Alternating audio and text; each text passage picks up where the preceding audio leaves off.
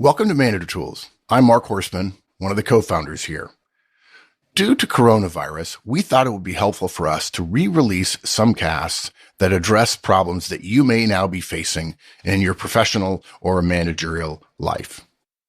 We have topics like phone one-on-ones and distance management for those of you who are being asked or encouraged to telecommute, and much more. What's more, we're releasing these casts daily over the next several days. We didn't want you to have to go back through our archive and find things that might be relevant. We've already done that search for you. We hope this helps, and if you need help, reach out to us. Good luck in the days, weeks, and months ahead. We're rooting for you. Welcome to Manager Tools. Today's cast, Distant Manager Basics, part 1 of 2. Here we go.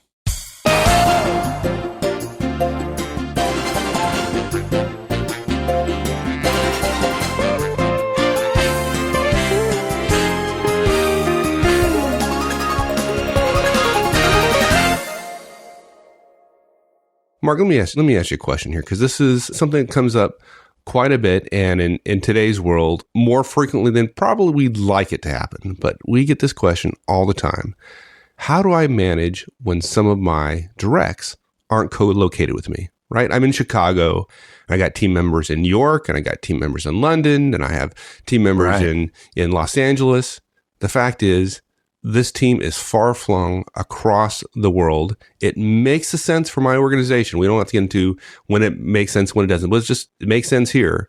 But man, management in this situation, it's hard. It's harder. Yeah, and you know, this is a compounding of the fundamental mistake that I believe most organizations make. This is an organization tool, so we don't talk about what companies should do.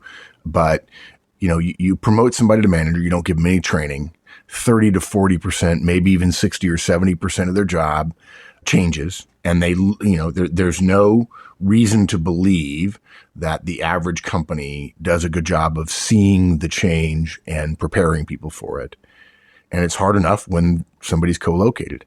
Management from a distance makes things notably harder. It's not twice as hard, although I will tell you, if you're a frontline manager and you've never managed, and the choice is taking a team that's all co-located with you or a team that's not co-located with you at all, I believe that is twice as hard. It's probably not twice as hard if you've already managed a couple of times with people co-located with you, but it's enormously harder. And I believe this is another one of those things that goes to the idea that if companies are not going to help managers get better when they become managers, and then they're also not going to say, this is different now, here are some things you need to know, we want to give you some ideas about this, then it just proves the point that companies are not blind, but just, not willing, not able to invest in the important basic skills, the behavioral stuff you need to do as a manager.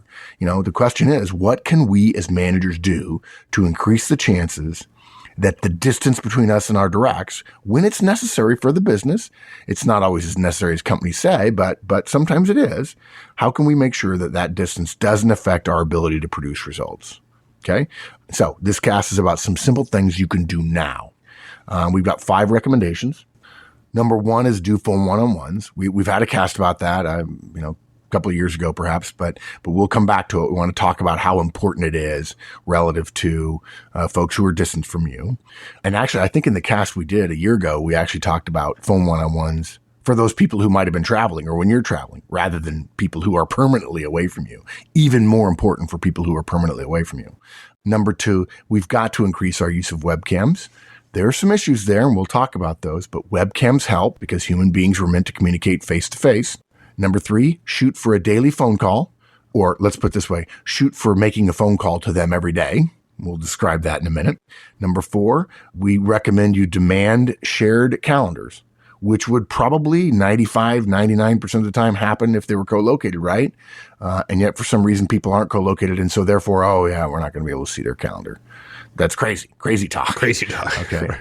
And number 5, demand more frequent updates. People who are distant Managers just don't realize the random interactions that one has with people who are co-located and how that gives you a sense of how things are going. And you lose that.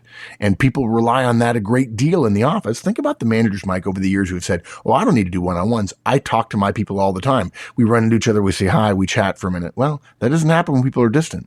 And people use that as a key part of their managerial training or the managerial behavioral set, which is like, management by walking around kind of thing. You ain't doing that with somebody in London if you're in Chicago or vice versa. I spoke with somebody recently at a conference and they were working distant from their manager. They hadn't spoken to their manager in 8 weeks. I mean, how bad is that? Right. And look, here's the thing. That person probably feels unmanaged or, there are some, the high Ds are like, this is great. I'm not being managed. But look, folks, this is manager tools. Let's be clear. That manager is not doing their job. Yeah. Okay. And if at the end of that quarter, that direct has great results, here's the problem with that. The question is not how well they did. The question is how much better they could have done had they been effectively managed. And yeah, we're not afraid of admitting here at Manager Tools that we have a more assertive approach to management than most people do. But we're nowhere near aggressive or even really assertive. We're just more assertive than doing nothing at all or benign neglect. But 8 weeks, I mean, that's just holy Toledo. If I were the director of that manager and he says, yeah, I haven't talked to him in like 8 weeks, I'd say, hey, can I give some feedback? When you say stuff like that, it makes my head explode. Right? Yeah. It's just like, wow, dude. Yeah. Okay. And it's messy for both you and me. Yeah, totally messy. We don't like that stuff. So let's talk about phone one-on-ones. Now, for many of our fans, this is going to seem like really old news, right? But we want to be crystal clear here. Distance between you and your direct is not a reason to not engage in the fundamentals. And the fundamentals are know your directs. Talk to them about performance. Ask for more from them every day and challenge them with harder stuff. And it starts with the relationship. And for that, we recommend one-on-ones. Now, face-to-face one-on-ones are better? Yeah, sure. But again, as we always say, don't let the perfect be the enemy of the good. Right. Even if phone one-on-ones are only 80% the value of face-to-face. If you can't do a face-to-face, you don't say, well, therefore I'm not going to do anything, right? That's nuts. Okay. Yeah. We've said before, you don't have to do one-on-ones, right? If you have some other way of creating solid relationships with the directs on your team, use it. Be thankful because you're engaging in one of the core behaviors that gives you a shot at being a great manager. Relationships both are caused by and then themselves cause increased communication. Increased communication increases trust. Trust gives you a shot at greatness. But distance is really a far tougher obstacle than most managers want to admit. The lack of time spent together seriously erodes two people's abilities to create really effective communications and conversations about work. Now, folks, we're not suggesting you just chat on the phone all the time. Hey, how's it going? What's going on? IM me. Let's ping me. Let me know what's going on. It's not that. It's let's talk about work. To them, you're the manager and they know they have an obligation to keep you informed and to hear from you about guidance and so on. If you're thinking about far-flung directs is we talk all the time, frankly, we bet you're wrong. We hear that sometimes when people are using instant messaging and so on. Calling somebody to get a status about something specific is not talking all the time. And even if it were, as we've said 100 times before, talking all the time is no substitute for the efforts one makes at actual communication, which builds relationships. Talking all the time, we actually heard at a client recently, IMing each other all the time isn't anywhere close to being a relationship. And I actually think that there are directs out there who use electronic communications as a screen. Oh, I talk, my boss can IM me, IM him, and so on. And yet, think about the number of conversations you've been in that require 100 words or 50 words to ask a question. And then you want to nail that, you want to boil that down to 5 or 10 words, and you think that fully conveys your point, and you're having a full conversation about the issue at hand? I don't think so. So, for directs who aren't co-located with us, who are distant, we need a systematic way of communicating with them. It's not hard, right? We need a way to hear patterns And by the way, this is, Mike, this is the perfect time to talk about the situation where you had a one-on-one with one of your directs, and every single week you'd start out, hey, how's it going? And you'd hear great, great, great, great, great, great, great, great, great every week for a number of weeks. And then in the next week you heard good, and in the next week you heard okay. And if you don't have some structure to that, and all you're doing is, quote, talking all the time about work and stuff, you miss the opportunity. There's not a space for your direct to create a relationship with you, nor a space where you're really listening hard as opposed to just talking to somebody between two meetings you're going to. And what ends up happening is you miss that downward trend, and then you find out, oops, my direct is going through a divorce. And oh, by the way, she's been going through divorce for 18 months and you didn't know about it. Yeah. Right. And that's happened to me time and time and time again. It even happens to me sometimes when I'm doing one-on-ones every single week. If it happens every single week with directs who are co-located with you when you're doing one-on-ones, what are the chances it's going to happen if you don't have one-on-ones and the person's distant from you? You might as well admit we have no relationship. Look, folks, if you say, I like him and he likes me, great. There's nothing wrong with that. He's a good guy. I met a couple of guys recently at a conference. I think these are good guys. They could be friends of mine. We could play golf. It'd be awesome, right? If we lived in the same town, we'd be great friends. That doesn't mean we have a relationship. We just think, the first time we talk for a couple of minutes, they're good guys. Maybe they don't think that about me. I don't know, right? So we need a way to hear patterns. We need a place for feedback. We need a time to hear of concerns that they might have. We need to create a space where they can come to us to ask questions, which perhaps are delicate. We need a place where they know they can come every week, particularly for those people who need time to prepare. For half of the professional world, for the more reserved folks in the world, right, they're not going to naturally create a relationship with us or reach out to us as much as we might have liked. I mean, how many of us as managers have said, God, if you'd only come to me a couple of weeks ago? Well, when you say that, look in the mirror, right? Who's responsible for the relationship? Both people. I argue the manager has more responsibility because of the role power relationship, right? Yeah. If you've ever had somebody resign and you didn't know that they were looking prior to them actually resigning, there you go. There's your indicator. You didn't have a great relationship. Yeah, exactly. Yeah. And you say to yourself, well, gosh, why would I tell my boss that I was thinking about resigning? Well, then maybe you've never had a relationship with your boss either. There you go. Right? Yep. Yeah. Yeah. Now, some of you, I'm going to hurt some feelings here. I don't want to do that. Okay. For those of you who know us well, this might be an umbrella moment, right? I'm poking you with an umbrella, but you're getting your feelings hurt all by yourself. But no, I don't mean that. I don't mean to sound callous there. This is going to be hard for some of you to hear. But the simple fact is that the average manager, based on our experience over the last 25 years, the average manager's behavior around distant directs is out of sight, out of mind. And I'm not saying you're an uncaring person. We're not saying that at all. We're saying you're busy. Look at your calendar. Everybody says how busy they are, right? Your calendar fills up, right? And you don't have time, and you're going from meeting to meeting to meeting. And maybe you run into your folks in the halls in between. And when you sit down at your desk, people come in and ask you questions. That's great. But not the person who's distant from you, right? And so it's not that you think to yourself, I don't have to manage them. It's not that you think to yourself, thank gosh, he's not here. It's not that you think to yourself, I don't care about them. What happens is you get busy. You don't talk to them. You give their emails the same shrift that everybody else gets. And suddenly you're spending what amounts to 80% less time to the distant person than you would to them if they were co-located, comparing them to the other people who are co-located with you. Okay. All things being equal, the average manager talks less to, thinks less about, measures less often and less well, gathers less data about, knows less about, provides less guidance to, coaches less, and gives less feedback to the direct who is distant as opposed to the direct who's in the same building. And let me tell you something, it gets even worse. I've just read this recently in the Harvard Business Review. We hate to tell you this, folks. The data on being in the same building doesn't bode well for us as managers either.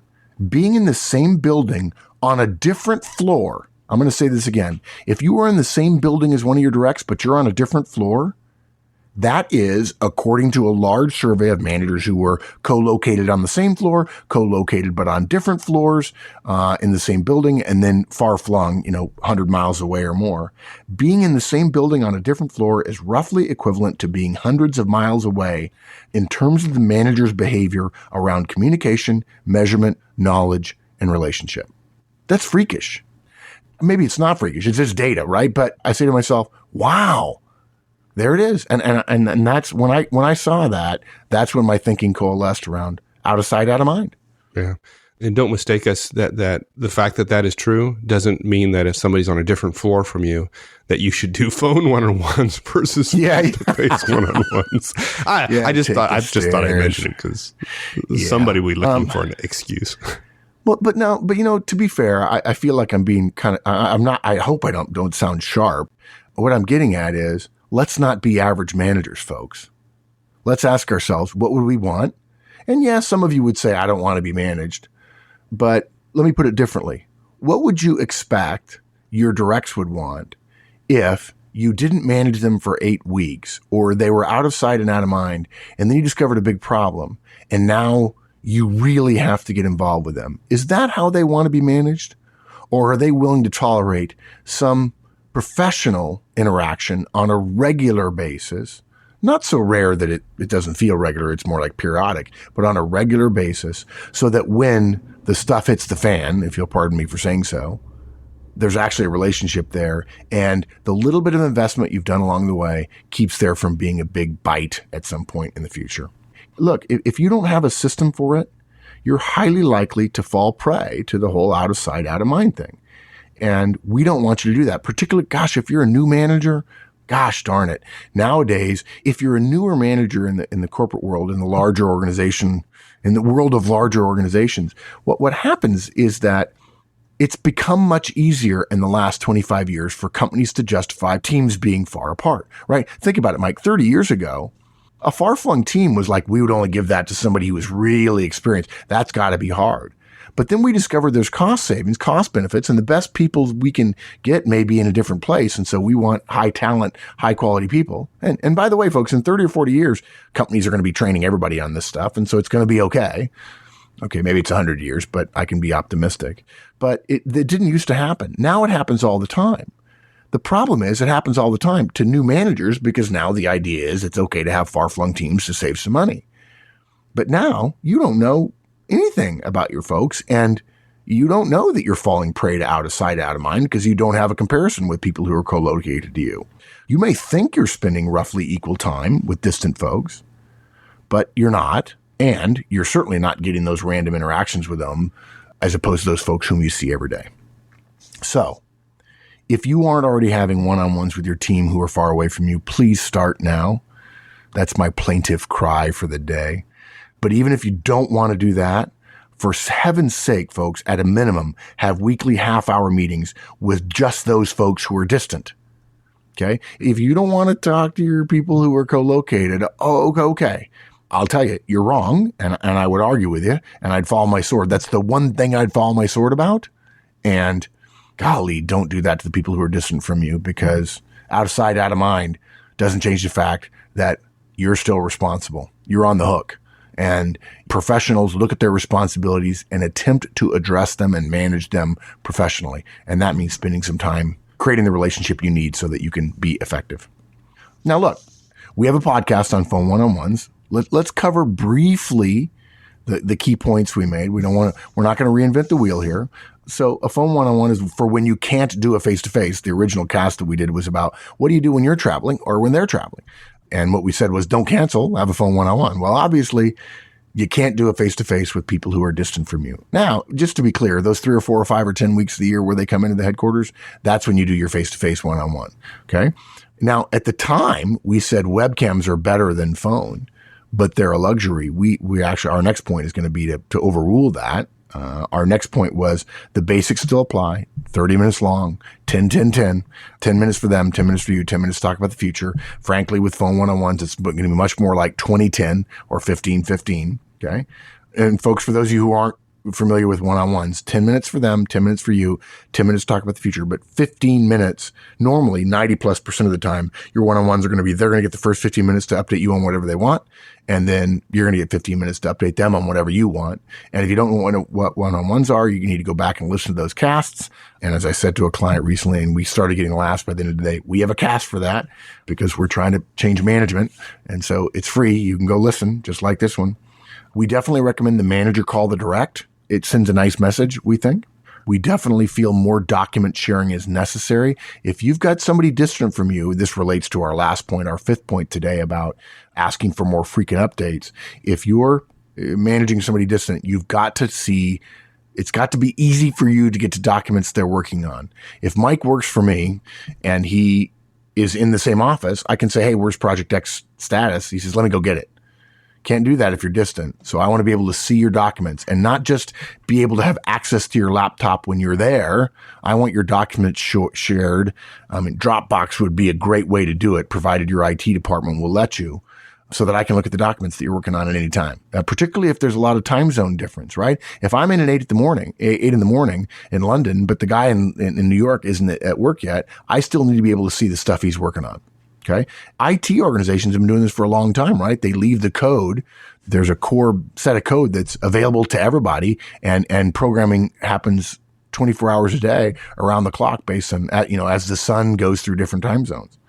And be careful with phone one-on-ones, as we said in the previous cast, because interruptions tend to happen more frequently, because people will learn that you're in a one-on-one when you've got somebody in your office. But when you're on the phone, they just think it's okay to walk in and sit down or to interrupt you, and you've got to learn to avoid those. Now, a common response we get regarding being more assertive, and I use that word very carefully, very delicately, if you can use the word assertive delicately, a common response we get when we encourage managers to be more assertive about their relationship building is, well, we don't need to do that because we IM each other all day. Okay. We're constantly chatting. I think one of the thoughts I'm having coalescing around this is, we hear it quite frequently, we totally respect more communication, right? IMing is fine. It's another communication channel. More communication is better. More communication builds better relationships. Good. But let's not overstate its value, okay? Let's not say that 100 hey, how are you doings is the same as a half hour sit down. What are you working on? How are you feeling? Tell me more about this. Let me drill down into this area and so on. A very, very thin top layer pitter patter of chatter back and forth over the course of a day or, a couple of times a week is not the same thing as working on a relationship. Those people who like to use IM vastly overstate its value in our opinion. There is some value, no question. I also think there are some people who use it as a little bit of a shield. Oh, we're talking all the time. Right? First, as the manager, you're going to be in a lot more meetings than your directs, particularly those of your directs who are distant, right? They're probably individual contributors, usually speaking. They're working at their home office. It's probable that the only way they can work is to be at their desk, at their PC. So IMing, instant messaging, is easy for them, but it's intermittent for you. And for most managers, being available to instant messaging all day and always being able to be interrupted and then interrupting yourself by answering is not an efficient use of your time, which makes it ineffective. Now, can IMing help? Sure it can. Is it a substitute for all the other efforts you might make? No. Is it as good as any other form of communication? No, it's not. Is it good? Yeah. Is it sufficient? Is it necessary? Maybe not. Is it sufficient? Absolutely not. It is not a replacement, period. Thanks for joining us, everyone. We'll finish this one up next week. In the meantime, have a great one. So long.